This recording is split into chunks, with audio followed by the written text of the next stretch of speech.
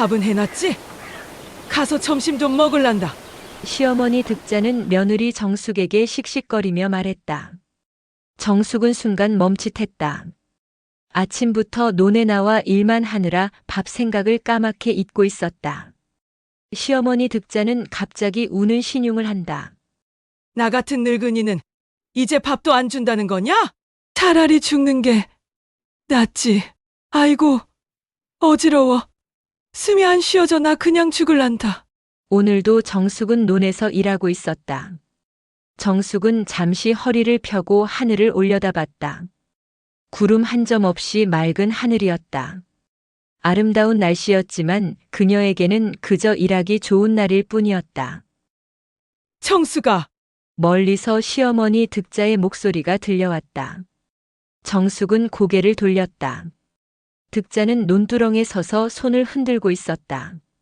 정숙은 낫을 내려놓고 논두렁으로 다가갔다. 예, 어머니. 득자는 화를 내며 말했다. 밥은 해놨지? 나 가서 점심 좀 먹을란다. 정숙은 순간 멈칫했다. 아침부터 논에 나와 일만 하느라 밥 생각을 까맣게 잊고 있었다. 시계를 보니 벌써 12시가 넘어 있었다. 저 아직 밥을 못했네요. 뭐라고? 득자의 목소리가 높아졌다. 얼굴에는 불만이 가득했다. 아직도 안 해놨다고? 저도 논에서 일하고 있었잖아요. 그래도 밥은 해놔야지. 옛날 우리 땐 논이라면서도 밥 다 해놨어. 요즘 며느리들은 하나만 알고 둘은 모르니까. 마침 경운기를 끌고 지나가던 아들 진수가 멈추더니 경운기에서 내렸다. 어머니 여기서 뭐해요? 아들 목소리를 들은 득자는 갑자기 가슴을 움켜쥐며 주저앉았다. 아이고, 가슴이야. 정숙은 놀라서 얼른 득자를 부축했다. 시어머니 득자는 갑자기 우는 신용을 한다. 나 같은 늙은이는 이제 밥도 안 준다는 거냐? 아이고, 어지러워. 숨이 안 쉬어져. 나 그냥 죽을란다. 어머니 병원 갈까요? 며느리 정숙의 말에도 아랑곳 않고 득자는 허망한 얼굴로 손을 내저으며 말했다. 병원은 무슨 병원? 이미 늦었어. 며느리한테 무시당하면서 사느니 차라리 어서 죽는 게 낫겠다. 진수는 영숙을 돌아보며 말했다. 엄니한테 뭐 한 거야? 정숙은 당황했다. 논일 하는데 오셔갖고 밥 달라고 하니께 그렇지. 진혼일 한다고 유세 떠는 거야 뭐야? 득자는 아들 진수 말에 더 의기양양해졌다. 아이고, 가슴이 미어져. 진수야. 네 엄니 이제 못 살 것 같다. 그러더니 이내 논두렁에 들어 누웠다. 아들 진수는 다급하게 어머니를 끌어안았다. 어머니, 119를 불러야 하나? 진수가 정숙을 노려봤다. 그 모습을 본 득자가 말했다. 어머니, 제가 잘못했어요. 얼른 가서 차릴게요. 며느리 정숙의 말이 들리자 눈을 살짝 뜨며 진수를 보며 말했다.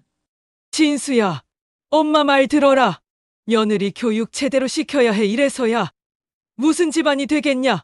어머니, 제가 잘 타일러 볼게요. 어서 일어나세요.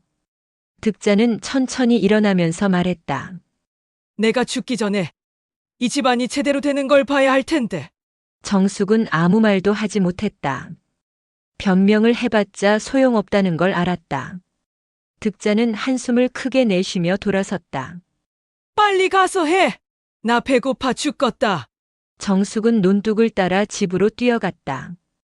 허둥지둥 논두렁을 따라 뛰어가는 정숙을 보면서 득자는 아들 진수 경운기에 올라탔다. 집에 도착한 정숙은 신발도 제대로 벗지 못한 채 부엌으로 뛰어들어갔다. 손을 재빨리 씻고 쌀을 씻기 시작했다. 물이 하얗게 일었다. 1번, 2번, 3번. 쌀을 씻는 동안 머릿속으로는 반찬 목록을 떠올렸다. 김치, 된장찌개, 계란 후라이, 시금치나물은 어제 남은 게 있나? 냉장고를 열어보니 다행히 시금치나물이 조금 남아 있었다. 정숙은 쌀을 압력밥솥에 넣고 물을 부었다. 버튼을 누르자 밥솥에서 경쾌한 소리가 났다. 좋아, 이제 찌개를 끓이자. 된장을 풀고 멸치 육수를 부었다. 두부를 썰고 애호박을 넣었다. 파를 송송 썰어 넣으니 고소한 냄새가 퍼졌다. 찌개가 끓는 동안 계란을 꺼내 후라이를 붙였다. 지글지글 소리가 경쾌했다. 일하랴 밥하랴 팔이 3개라도 모자라겠네. 정숙은 혼잣말을 하며 손을 움직였다. 하지만 마음 한편으로는 시어머니를 이해하려고 애썼다. 평생 농사를 지으며 살아온 사람이었다. 그 시절엔 며느리가 모든 걸 해냈다고 했다. 그런 기준으로 보면 자신은 부족해 보일 수밖에 없었다. 그래도 어머니 드실 밥 굶기면 안 되지. 정숙은 마음을 다잡았다. 화가 나는 것보다 어머니가 배고프지 않게 하는 게 더 중요했다. 밥솥에서 김이 모락모락 올라왔다. 뚜껑을 열자 윤기 나는 쌀밥이 나타났다. 정숙은 밥상을 차리기 시작했다. 밥그릇에 밥을 정성스럽게 담고 찌개 그릇에 된장찌개를 떠담았다. 계란 후라이를 접시에 올리고 김치와 나물을 작은 접시에 담았다. 간단한 밥상이었지만 정성은 가득했다. 어머니, 밥 다 됐어요. 정숙은 마당으로 나가 소리쳤다. 하지만 대답이 없었다. 득자는 아직 논에서 돌아오지 않은 모양이었다. 정숙은 밥상을 상 위에 올려놓고 기다렸다. 10분쯤 지났을까? 대문이 삐걱 소리를 내며 열렸다. 득자가 들어왔다. 얼굴은 땀으로 범벅이었고 옷에는 흙이 묻어 있었다. 정숙은 얼른 일어나 수건을 건넸다. 어머니, 손 씻고 드세요. 득자는 수건으로 얼굴을 닦으며 밥상을 내려다봤다. 그리고는 미간을 찌푸렸다. 이게 뭐야? 반찬이 왜 이렇게 부실하노? 고기 반찬은 없고 나물도 이게 다야? 정숙은 당황했다. 급하게 차린 밥상이긴 했지만 먹을 만큼은 준비했다고 생각했다. 밭일도 아직 덜 끝나서 급하게 준비하느라. 내가 시집 올 땐 말이다. 득자는 밥상 앞에 앉으며 말을 이었다. 밭일 끝나고 김치까지 담갔다. 그것도 하루에 수십 포기씩. 요즘 며느리들은 기운이 없어. 기운이 밥 한 끼 제대로 못 차리면서 무슨 며느리 노릇을 하겠냐? 엄니 저도 60인데. 그럼 내가 하랴? 정숙은 아무 말도 하지 못했다. 입술을 꾹 깨물었다. 변명을 하고 싶었지만 말을 꺼내면 더 큰 잔소리가 돌아올 것 같았다. 그저 고개를 숙이고 서 있을 뿐이었다. 득자는 밥을 먹기 시작했다. 숟가락을 뜨는 소리만 방 안에 울렸다. 정숙은 부엌으로 돌아가 설거지를 시작했다. 물소리 사이로 득자의 목소리가 계속 들려왔다. 이 찌개도 간이 싱거워. 된장을 얼마나 넣었길래. 정숙은 한숨을 삼켰다. 눈물이 날 것 같았지만 참았다. 논으로 다시 나가야 했다. 울 시간도 없었다. 그날 저녁 마을 회관에 마실 나가던 득자는 회관 입구에서 멈춰서서 들어가지 못하고 있었다. 마을 회관에는 동네 아주머니들이 모여 있었다. 김장철이 다가오면서 김치 담그는 이야기며 농사 이야기가 오갔다. 이웃집 순이가 먼저 입을 열었다. 아, 그나저나 정숙이 그 며느리 봤어? 오늘도 혼자 논에서 일하더라고. 옆에 앉아있던 명자가 고개를 끄덕였다. 맞아. 나도 지나가다 봤는데 허리도 못 펴고 일하던데. 그것도 하루 종일. 그 집 시어머니는 왜 그리 엄하대? 정숙이 없으면 그 집 못 돌아간다니까. 순이가 작은 목소리로 말했다. 득자 씨 성격이 원래 그래. 본인이 고생한 만큼 며느리도 고생해야 한다고 생각하나 봐. 득자 지위에 시어미 하는 짓 똑같이 하고 있다니까. 그래도 그렇지. 요즘 세상에 그렇게까지 하나. 정숙이 얼마나 속상하겠어. 명자가 혀를 찼다. 아들은 뭐하고? 어머니 밥도 안 챙긴다며? 순이가 고개를 저었다. 아들 진수는 맨날 밖에서 일하느라 집엔 저녁 때나 들어온대. 집안일은 전혀 안 거든다더라. 남자들이 다 그렇지 뭐. 자기 어머니 편만 들고. 아주머니들은 한숨을 쉬었다. 정숙에 대한 연민이 대화 사이로 배어나왔다. 그래도 정숙이는 참 착해. 한마디 불평도 안 하고 묵묵히 일하더라. 그러니까 저런 며느리 어디서 구하겠어. 득자 씨는 복받은 거야. 몰래 듣고 있던 득자는 불같이 화를 냈다. 뭐여? 그 정도 안 하는 며느리 있어? 마을 회관에서 돌아온 득자의 얼굴은 굳어 있었다. 회관 앞을 지나치며 들은 이야기들이 귓가에 맴돌았다. 정숙이는 참 착해. 한마디 불평도 안 하고. 저런 며느리 어디서 구하겠어. 득자 씨는 복받은 거야. 다들 정숙이한테 얻어먹은 거 있어? 왜 이렇게 편을 들어 편을? 복을 받았다고? 득자는 코웃음을 쳤다. 자기는 평생 고생만 하며 살았는데 고작 몇 년 시집살이한 며느리가 칭찬을 받다니. 득자는 젊은 시절을 떠올렸다. 새벽부터 밤늦게까지 일하고 시어머니 눈치 보며 밥상을 차리던 날들. 아무도 자신을 칭찬해주지 않았다. 오히려 며느리가 그 정도는 해야지라는 말만 들었다. 그런데 정숙이는 똑같이 일하는데 동네방네 착하다는 소리를 듣는다. 득자의 가슴 속에서 알 수 없는 감정이 꿈틀거렸다. 질투였다. 자신이 받지 못한 인정을 며느리가 받는 것이 견딜 수 없었다. 다음 날 아침 득자는 일부러 일찍 일어나 부엌에 들어갔다. 정숙이 마가침 준비를 끝낸 참이었다. 이게 뭐야? 국이 왜 이렇게 싱거워? 득자는 국 한 숟가락 떠서 맛보더니 인상을 찌푸렸다. 사실 간은 딱 적당했다. 어머니, 제가 다시 간을 맞춰볼게요. 정숙이 황급히 국그릇을 들려는 순간 득자가 손을 휘저었다. 아니야. 됐어. 그냥 먹을게. 맛없어도 어쩌겠어. 진수가 출근 준비를 하며 부엌으로 들어왔다. 진수야, 오늘 점심은 일찍 들어와. 할 말이 있어. 득자는 며느리를 힐끗 쳐다보며 말했다. 정숙은 불안한 표정으로 설거지를 시작했다. 그날 오전 득자는 정숙에게 평소보다 더 많은 일을 시켰다. 마당 쓸고 장독대 정리하고 김장 준비물 다시 확인해봐. 네, 어머니. 아, 그리고 뒤에 풀도 뽑고. 요새 풀이 너무 많이 자랐어. 정숙은 묵묵히 고개를 끄덕이며 일을 시작했다. 허리를 굽혀 마당을 쓸고 무거운 항아리를 옮기며 장독대를 정리했다. 땀이 등을 적셨지만 쉴 틈이 없었다. 득자는 대청마루에 앉아 며느리가 일하는 모습을 지켜봤다. 정숙이 허리를 펴고 잠시 숨을 고르자 득자가 날카롭게 말했다. 왜 쉬고 있어? 다 끝났어? 아니요, 어머니. 잠깐 숨 좀 돌리려고. 요즘 젊은 애들은 체력도 약해. 내가 내 나이 때는 하루 종일 일해도 끄떡 없었는데. 엄니 내 나이 65인데 젊은이에요. 정숙은 아무 말 없이 다시 일을 시작했다. 손은 부르트고 무릎은 시큰거렸지만 내색하지 않았다. 점심때가 되어 진수가 집에 돌아왔다. 밥상을 차리는 정숙을 보며 득자가 말했다. 진수야, 너 오늘 저녁 늦게 들어올 거지? 네. 아니, 저녁은 집에서 먹으려고 했는데요. 안 돼.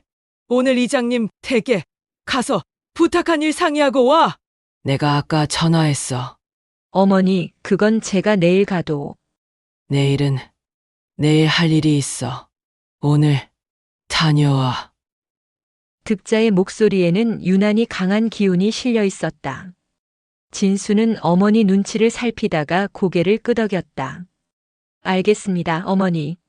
정숙은 남편이 나가는 모습을 조용히 바라봤다.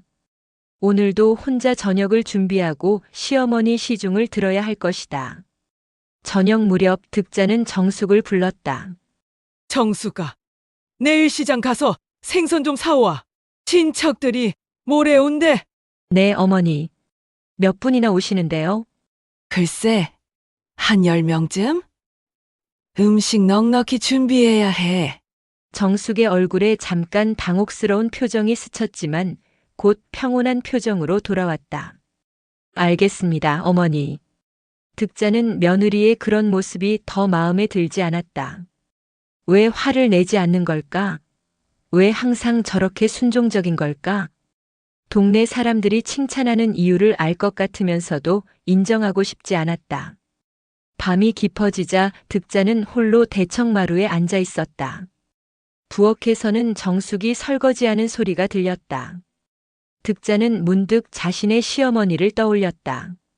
그 사람도 자신에게 이랬을까? 질투했을까? 득자는 고개를 저었다. 아니야, 나는 정당하게 며느리를 가르치는 거야. 시집살이는 원래 이런 거라고. 득자는 스스로를 다독이며 방으로 들어갔다.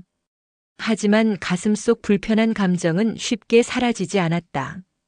집으로 돌아온 득자는 방문을 닫고 혼자 앉아 있었다. 낮에 정숙에게 했던 말들이 머릿속을 맴돌았다. 사실 찌개는 맛있었다. 밥도 윤기가 흘렀다. 하지만 그 말을 하지 못했다. 칭찬을 하면 며느리가 기고만장해질까봐 두려웠다. 나를 우습게 볼까? 두려웠다. 다들 며느리 편이네. 득자는 혼잣말을 했다. 그게 다 정숙이가 요령 좋게 보이는 탓이지. 밖에서는 착한 척하고 집에선 대충대충 하는 건데 아무도 몰라.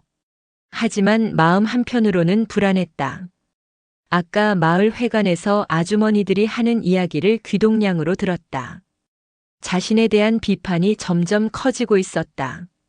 정숙을 너무 심하게 대한다는 소리였다. 내가 뭘 잘못했다고. 득자는 중얼거렸다. 하지만 깊은 곳에서는 알고 있었다. 정숙이 없으면 이 집이 돌아가지 않는다는 것을. 밥도 빨래도 청소도 모두 정숙의 손을 거쳐야 했다. 자신은 이제 나이가 들어 예전처럼 모든 걸 할 수 없었다. 하지만 저 며느리가 없으면 밥은 누가 하지? 득자는 천장을 바라봤다. 천장에는 오래된 나무 무늬가 그대로 남아 있었다. 이 집에서 30년을 살았다. 며느리로 들어와 시어머니를 모시고 이제는 자신이 시어머니가 되었다. 그 세월 동안 자신도 수없이 힘들었다. 그 고생을 생각하면 정숙도 당연히 견뎌야 한다고 생각했다. 하지만 정말 그게 맞는 걸까? 득자는 처음으로 의문을 품었다. 며칠 후 가을비가 내리기 시작했다. 빗방울은 차갑고 굵었다. 정숙은 서둘러 우산을 챙겨 들고 논으로 향했다. 비에 젖으면 수확이 어려워지니 서둘러야 했다. 논에 도착한 정숙은 우산을 한쪽에 세워두고 낫을 들었다. 빗물에 젖은 벼이삭이 무겁게 고개를 숙이고 있었다. 정숙은 허리를 굽혀 벼를 세우기 시작했다. 정수가! 멀리서 득자의 목소리가 들렸다. 정숙이 고개를 들자 득자가 우산을 쓰고 논두렁에 서 있었다. 빗속에서도 시어머니는 며느리가 제대로 일하는지 확인하러 나온 것이었다. 어머니 들어가세요. 비도 오고 미끄러워요. 정숙이 걱정스럽게 말했다. 하지만 득자는 코웃음을 쳤다. 괜찮다. 이 정도 논두렁은 눈 감고도 걸어. 내가 젊었을 때는 더한 비에도. 득자는 자신만만하게 논두렁을 걷기 시작했다. 빗물에 젖은 흙은 질척거렸다. 몇 걸음 가지 못해 득자의 발이 미끄러졌다. 어머니! 정숙이 소리쳤지만 이미 늦었다. 득자는 균형을 잃고 그대로 논바닥으로 넘어졌다. 퍽 소리와 함께 흙탕물이 사방으로 튀었다. 정숙은 손에 들고 있던 낫을 내던지고 논두렁을 달려갔다. 심장이 쿵쾅거렸다. 어머니 괜찮으세요? 득자는 논바닥에 주저앉아 엉덩이를 부여잡고 있었다.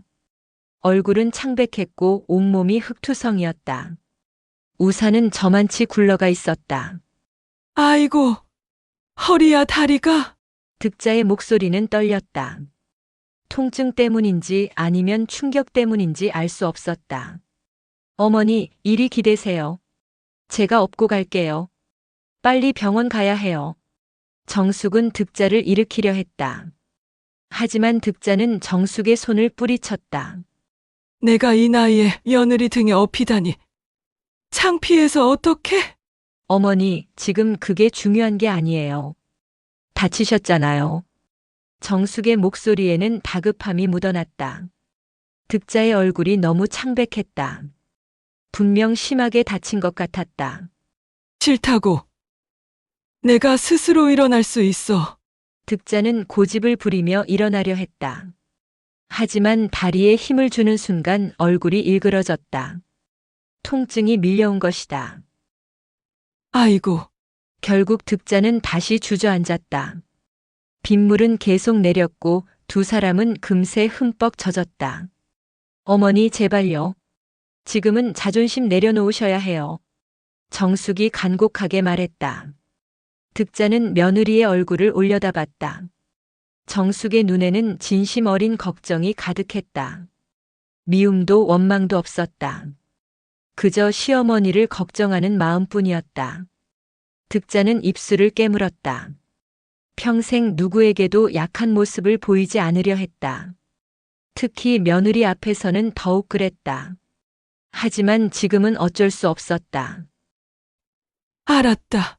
득자의 목소리는 작았다. 정숙은 조심스럽게 득자를 일으켜 세웠다. 그리고 등을 돌려 득자를 업었다. 득자는 생각보다 가벼웠다. 정숙은 조심스럽게 발을 내디뎠다. 어머니, 제 어깨 꽉 잡으세요. 응. 득자는 며느리의 어깨를 잡았다. 젖은 옷 사이로 며느리의 체온이 느껴졌다. 정숙은 미끄러운 논두렁을 천천히 그러나 확실하게 걸었다. 한 걸음 한 걸음이 조심스러웠다. 빗속을 걸으며 득자는 문득 깨달았다. 정숙이 얼마나 강한 사람인지를. 불평 없이 모든 일을 해내고 지금도 자신을 업고 이 빗길을 걷고 있는 며느리. 동네 사람들이 칭찬하는 이유를 이제야 알 것 같았다. 득자의 눈가가 뜨거워졌다. 빗물인지 눈물인지 알 수 없었다. 아이고. 야. 네, 어머니. 조금만 참으세요. 곧 집이에요. 정숙의 목소리는 여전히 따뜻했다. 득자는 며느리의 등에 기대어 조용히 눈을 감았다. 정숙은 득자를 조심스럽게 업었다. 생각보다 가벼웠다. 뼈만 남은 것 같았다. 어머니, 힘내세요. 금방 도착해요. 정숙은 비를 맞으며 집까지 뛰었다. 숨이 찼지만 멈추지 않았다. 집에 도착해 득자를 방에 눕히고 급히 남편 진수에게 전화했다. 여보, 어머니가 다쳤어. 빨리 와줘. 진수는 서둘러 집으로 돌아왔다. 셋은 차를 타고 병원으로 향했다. 다행히 큰 부상은 아니었다. 허리를 삐끗한 정도였다. 하지만 일주일은 푹 쉬어야 한다는 진단이 나왔다.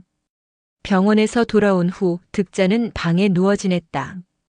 정숙은 시어머니를 간호하며 집안일을 도맡았다. 아침마다 죽을 끓여 방으로 가져갔다. 약도 챙기고 이불도 갈아줬다. 정수가.